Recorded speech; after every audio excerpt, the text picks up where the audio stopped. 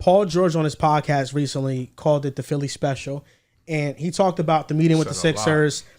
Julius Erving was at his house to try to pitch him with front office people from the Sixers. The main thing I got from his podcast was the negotiations between the Clippers. Initially, they offered him a 2-year, $60 million deal. Paul George took it as straight disrespect. That is insane. Then he asked for a 3-year deal for $150 million with a no trade clause. And then his final ask was 4 years, $220 million. I know the Clippers have gotten a lot of backlash for the failed experiment of Kawhi and Paul George, but objectively speaking, not thinking about the history of this team and the expectations, but where they are at now, was it objectively a smart move in not retaining him? No, I don't think that objectively it was a good move. You have a very solid trio. When all of these guys are healthy and playing together at the same time, we were talking about one of the best basketball teams in the NBA. Kawhi Leonard goes down late. You still see Paul George and James Harden playing high levels, particularly Paul George. That in the playoffs, of course, Paul George didn't have the greatest closeout game. Really just... Just say he was awful, bro. Yeah, he was bad. He was really bad. But if you are the Clippers, you sold so much to bring in Paul George. And, of course, you can't leave it the fact of if you didn't bring in Paul George, you weren't getting Kawhi Leonard. So let's just pair that together. You sold so much to get Paul George onto your team that you let him walk away for nothing in return. To me, that's objectively bad. You also look at the contract that they offered him, 2 years, $60 million. That's objectively bad. We all knew that Paul George was going to get an insane contract. He is one of the better players in the game, but you gave up so much. Although you guys did underachieve, more often than not, Paul George is playing for you. More often than not. So it's tough to take it out on him. Understand Kawhi Leonard versus him. When they're healthy, it's not a conversation. Kawhi Leonard is the better basketball player. But when the three were on the court, James Harden, Paul George, Kawhi Leonard, this was a fantastic team, a very fun team to watch. To not even respect him with that first offer, what did you anticipate? That he was going to give you the benefit of the doubt in these free agent talks? You lost that when you gave him that disrespectful ass offer. I thought the Clippers were damned if they do, damned if they don't with Paul George. Because realistically, listen, having James Harden, Paul George, and Kawhi Leonard is great, but I don't see a championship ceiling with this team. I think between some of the depth concerns outside of them, that big three, and also the injury concerns with Kawhi Leonard be your number one, and also with James Harden coming up short times in the playoffs, it's really hard for me to look at that core and say that they could have legitimately competed for a championship. And if you're going to the second apron and you're going to have two guys on a max with James Harden making $35 million, it's really hard to justify any team that doesn't have a chance to win the championship. But on the other side, when you let go of Paul George, now there's no world you're competing for a championship. And it's even difficult to see a world where they can even get past the first round, because in my opinion, they're not going to be a top 4 seed. So when you go into that first round, the playoffs, a lot can happen, but as we sit today, I don't think any of us are taking them over Denver, over OKC, over who am I missing here? Denver, OKC, Minnesota. Like, I don't think we're taking these guys over any of those 4 teams. Then you look at some other teams in the West, like the Grizzlies, who are going to be back better than they were last year. You have the Lakers. I think that would be a tough matchup for them. So there's really no matchup in the West, especially if you're going to be a bottom 3 or 4 seed in that top 8, that's going to be favorable for them. Now, the one caveat I will add here is that this makes it easier for them to rebuild, because right now, with Paul George off the books, you're under the second apron, so automatically it's going to be easier to facilitate trades, to send out, to get more money in, to send out money, to use draft picks in the future. It makes it easier in that instance. And I also think within the next 2 years, it's probably more likely than not Kawhi Leonard gets moved. James Harden's on a 2-year deal. Kawhi Leonard's on a 3-year contract. Now, given if Kawhi has another injury-plagued season or he gets banged up in the playoffs again, I don't know how many teams. There's probably still teams out there because it's Kawhi Leonard, but he's going to be basically on a 2-year, $100 million contract next season. And that's a pretty big cap hit that you're going to be taking on a guy that really hasn't proven he's been able to stay healthy for what would be going on like 5 or 6 seasons. But I do think the fact that they moved off Paul George, in my opinion, at least shows that, you know what? this isn't going to work out. Let's not pretend it's going to work out. But even still, that first offer of 2 years, $60 million was way too disrespectful.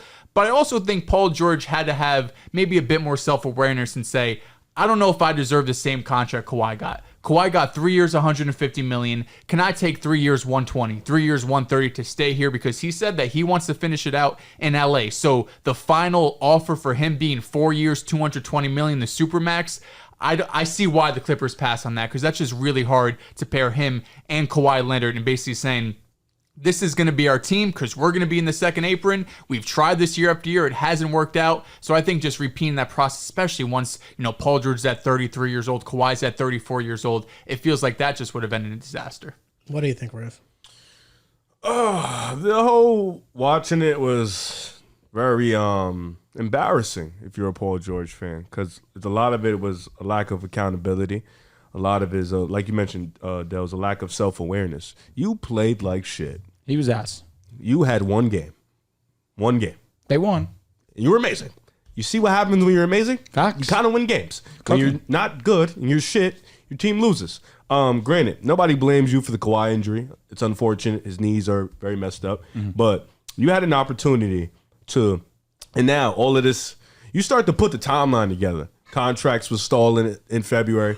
What was his worst month? Facts. Around that time. So you start to put the pieces together. Kawhi said he'd take less. Harden said he'd come back.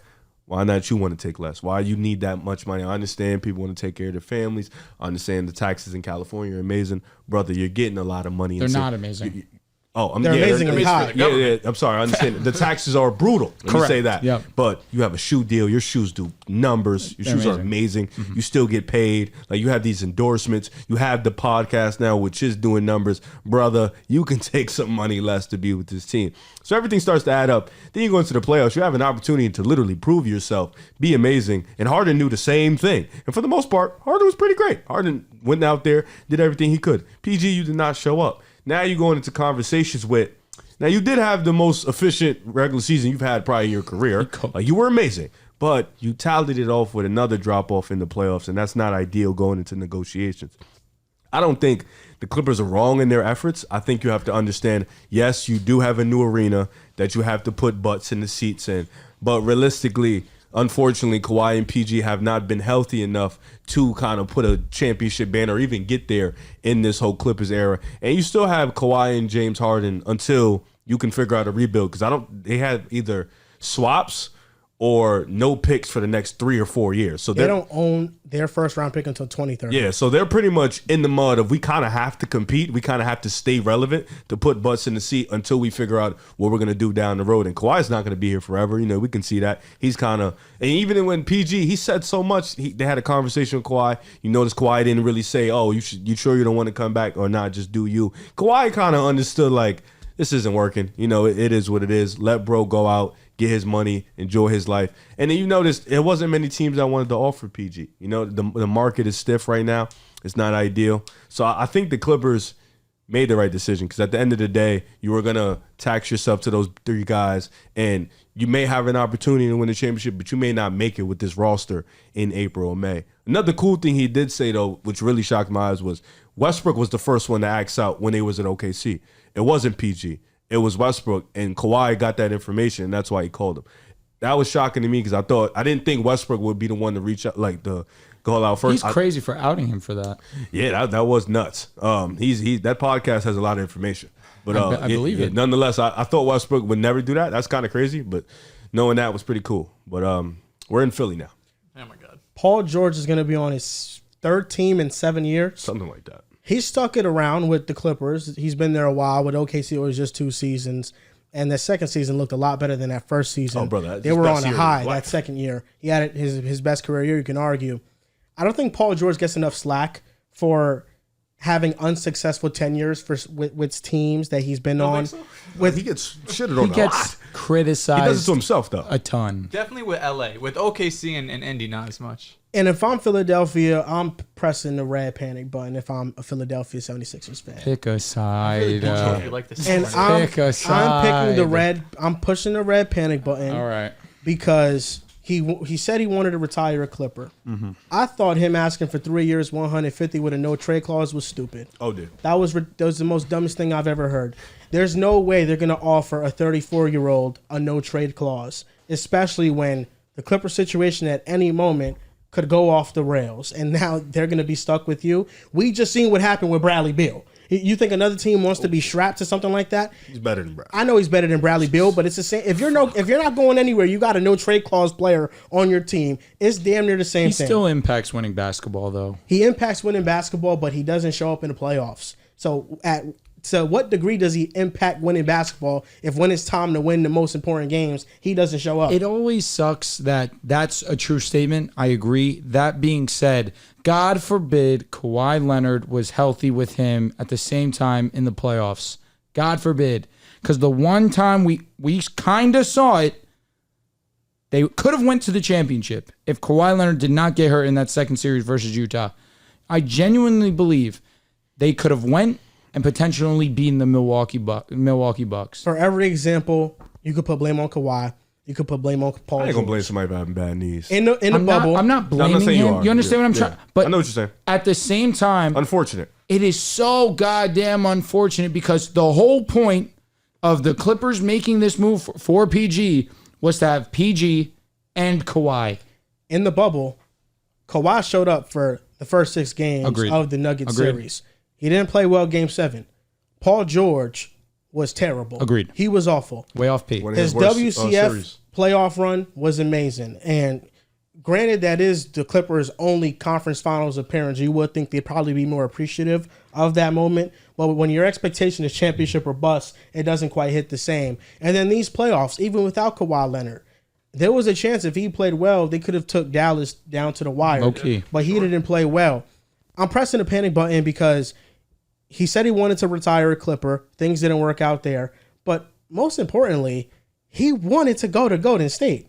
He thought the sign and trade deal was all but done. Who knows crazy? why? He's not crazy. I would want to go to Golden State too. Who knows why I'm sorry, the Riz. Clippers didn't accept it? I'm sorry, bud. Paul George wanted to go to Golden State. It was there. And for you to reveal that information when you're on the Sixers, oh yeah, man, that's where I really wanted to go. about But to cry. yo, shout out I'd to be y'all. tight. I I'd love be Philadelphia. tight. I I'd be love tight. Philadelphia. I'm happy to be here. I'm ready to go chase this chip. When you just told me 2 minutes ago, you really wanted to be here. So listen, that I don't like it too much. Playing I don't. next to Steph, I get it. Listen, I get it too. But you can argue Philadelphia in the East is just as good of a situation. I think don't it disagree. is for success purposes. Like I think Philly has a better chance to go deeper in the playoffs than the Warriors, as Riv's over here contemplating his life. Bro, he was there. He was But I think individually as a player, playing next to Steph Curry, being in that system with Steve Kerr, just their track record of being able to kind of, not that Paul George needs to turn around his career by any means, but would it be surprising if he went to the Warriors all of a sudden in the first round he's like a 62% true shooting right in the first round just I'm because he's on putting the thoughts in my Warriors brain, now? man. But I think gotta do this shit, shoot individually I could see why he would go to Golden State, think- but I think success-wise Philly's a good spot. I don't for think y'all understand, like, to have your 2 favorite players be on the exact same team at the time when they're still good, like, bro, the things I was doing in my I'm house. living it right now, brother. It's great. Like, the things I was doing in my house when the news was about to loving it break too, out. honestly. 80's your number 2? Yes. Oh, I thought it was Zion. I thought it was no, Zion. no, I thought it was no, LaMelo. No. That was No, Jalen Brown. No. I mean, outside of LA, Okay. those are my guys. Brother, my feet was up. I was giggling in my bed. Is like, Brunson in your top 2? Yeah, bro. Top 10 Just what? like that. No, Fav- top 2.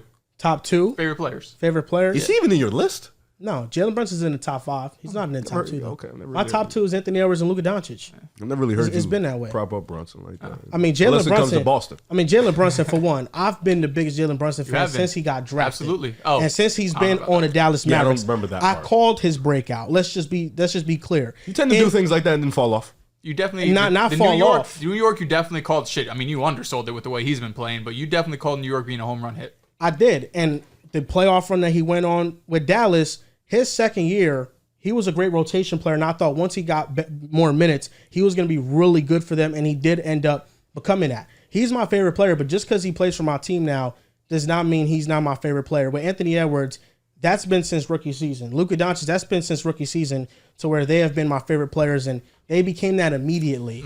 So that's why even with Jalen Brunson, he plays for the Knicks, but that's That's number three. That's number three. Interesting. No problem with that. Wasn't throwing shots. I was just curious. Felt like you was, though. Sounded like you was curious, Del. Definitely God felt tells like you the was throwing a story. little shake and bake over there. Yeah, nah. I feel guilty about having Tyrese in that top five because you should feel guilty about Yeah, not having Jalen I'll be Brunson honest. number one. Joel, what you cooking over here? You think PG's not going to show no effort in Philly? Of course, he's going to show effort. He's But 34. nobody can sell me on believing in this big three, bro. You believed in it for a day. Tyrese, No, for a day you were in. it's talented as hell. It is. Tyrese Maxey, I can count on him, at least to what we know Tyrese right now. Maxey's a dog. And beating Paul George, I mean, when two of your best three players, two of them have moments where they don't show up, it's hard to sell me on You're that. only as good as your last, and your last for Joel Embiid was the best playoff series we've seen out of him, while dealing with Bell's palsy. Brother, And I was coming like off this. I'm here.